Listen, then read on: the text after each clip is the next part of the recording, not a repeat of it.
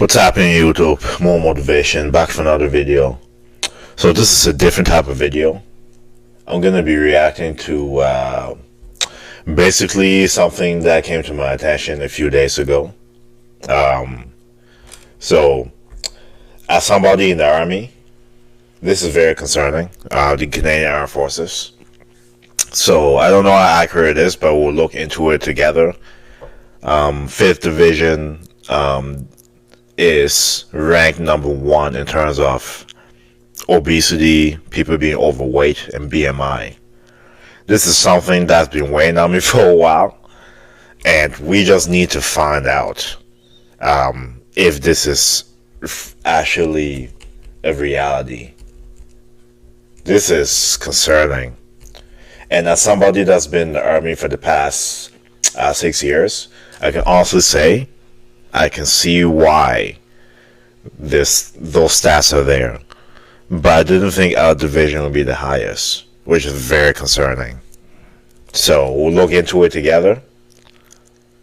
And and I'll speak more about it and why and what things to do moving forward to help us go in the bad direction. Because it cannot be a good thing seeing that at all. So, yeah.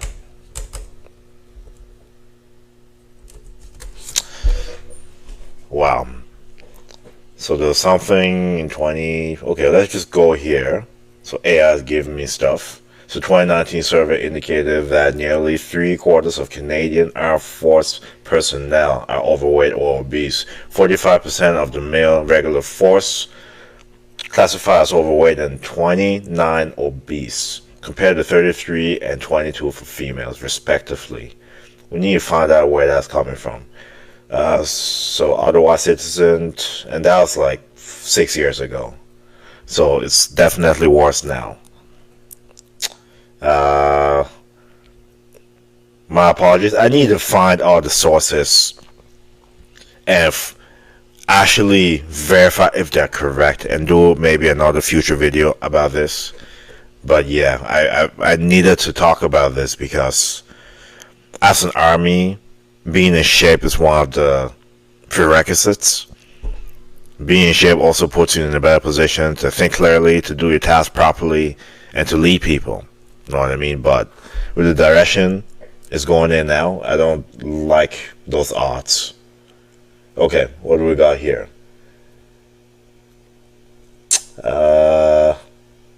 Okay, let's just start from the top. Almost 3/4 of Canadian troops are overweight or obese. Oh, this is published in 2025, a couple of months ago. Wow. Okay.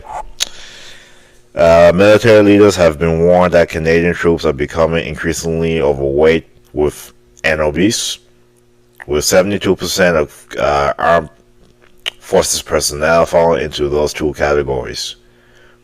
Obesity prevalence has been slowly increasing for many years. Senior leaders were warned in a series of briefings in 2024, so last year, conducted by officials with Canadian Armed Force Health Services. I will say this. During your initial phases of being in the Canadian Armed Forces, you'll be in your best shape. Why? Because you're doing all of your training. So you're doing your basic military training. Then for each trade, you need to do like your trade qualifications, your soldier qualifications, and if you're like a leader, you need to do like leadership courses. And after that, there's courses you can take on by choice to keep advancing up in the ranks and so on. But essentially, in the beginning stages of your career, maybe the first 3-4 years, maybe 5 sometimes, you'll be in your best shape because you're doing a lot of your courses, you're doing things to make sure that you're in shape, along with the course material that you have to do concurrently. But once you get past a certain rank, I believe in the army for NCMs it will be sergeant. When you become like a warranted higher, you're more like a staff. You're more like staff basically. So you're more in the office. You're taking on more administrative burdens. and you're less in the field.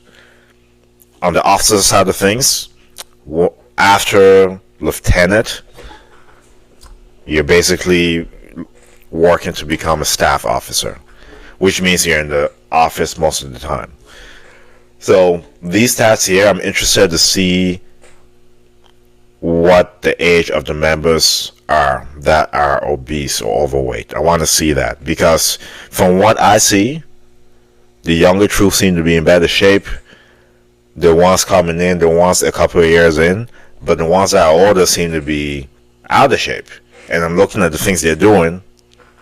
The older people are in the office a lot more, doing more admin and things of that nature, and the younger people are in the field doing stuff like that. So I can say that for sure.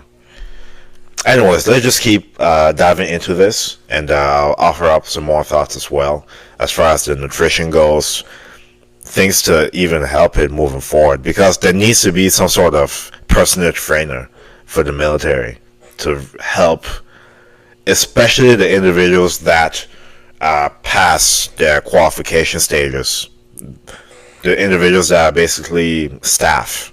Like, those need more personal trainers. Anyways, let's just keep going. In that turn, it has been associated with increase in sick days. Okay, so there's an increase in sick days and medical releases. Wow, interesting. So 44% of personnel in the Canadian Air Force are considered overweight and obese. Yep, while 28% are classified obese. That's crazy, man. That's high. The briefings for the leader of the Army, Navy, and Air Force were obtained through the Access to Information Act by Ottawa-based research Ken Rubin. So I need to look that up. I need to make sure this is actual. Canadian Armed Force members have much higher levels of physical activity than the overall Canadian population, the briefings noted. I'm having a hard time believing that. I really am. I'm really having. Anyway, who am I to judge? I'm having a hard time believing that.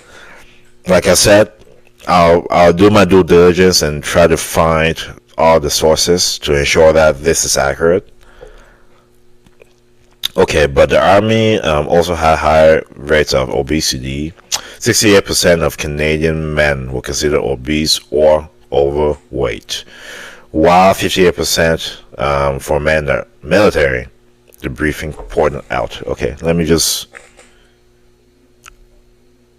Okay, so 68% of Canadians are considered obese, while 78% of male in the military are obese. That is crazy. I wonder how many people actually do those live reports. Anyways, this is just raising a lot of questions in my head to how they got these stats. 53% of Canadian women were considered obese or overweight, while 54 or 57% in the Army. So 53 civilian side and 57 Army side.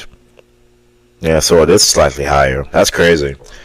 But then again, like, the Army is a smaller population than the whole Canadian population. So I really want to see the entire, like, Excel sheet, graph, wherever this is from. Okay, okay, don't do this. Please don't do this. What's going on? Rubin said that Canadian Armed Forces and Department of National Defense tried to hide the reports in question. That's crazy. He submitted 2 requests under the Access to Information Act in July 2024 for records discussing data on overall physical fitness status of military personnel, as well as documents about weight. Yeah, I'm sure, like, weight in general would be something not open to the public, but anyways. But DND Access to Information Branch informed Rubin that A thorough and complete search of records was conducted, and not a single document could be found. Okay, interesting. I think D&D has hidden records because they're embarrassed. Wow. Wow. I'm just gonna stop there. I'm gonna just stop there. Wow.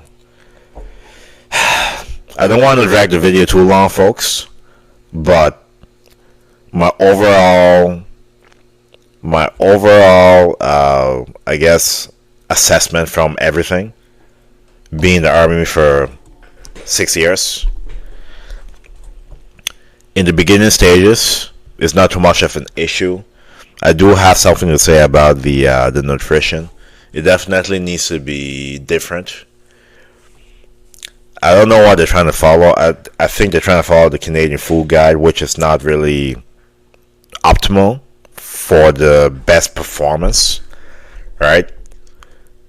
From my assessment, there seems to be a lot of carbohydrates, which is good for the field. A lot of carbohydrates and a lot of fats, not enough proteins, and not enough foods with micronutrient density. You know what I mean? Micronutrients like vitamins, minerals, things that you need to be functional and for your immune system. So that's my assessment. The nutrition definitely needs work. It needs somebody qualified as a nutritionist to recommend better quality food overall. Activity levels when you're in your early stages of the military, much better. But once you get to ranks above warrant and above LT on the officer side, you're doing less work in the field and more work in the office, unfortunately. So for these individuals, we need more personal trainers, we need more dietitians, we need more people to keep us accountable, because at the end of the day, it becomes that self-accountability, making sure that you're still doing your PT, you're still watching what you eat, you're not eating chips every night and stuff like that. So it's up to the individual, but at the same time, if stats like this are coming up, maybe these individuals need more help than they think, right? You're experiencing the army, but you're not experiencing this, so you need that push. Know what I'm saying? But that's just my assessment. Anyway, that's it for the video. Let me know your thoughts about this topic. Yeah, I was just shocked, so I wanted to do a video on it and speak on it. It's in my field, so yeah, want to offer up my thoughts. Let me know your thoughts in the comment section. Thank you so much for watching the video. Like, share, subscribe. Stay tuned for more videos. May God bless you. I'll see you next video.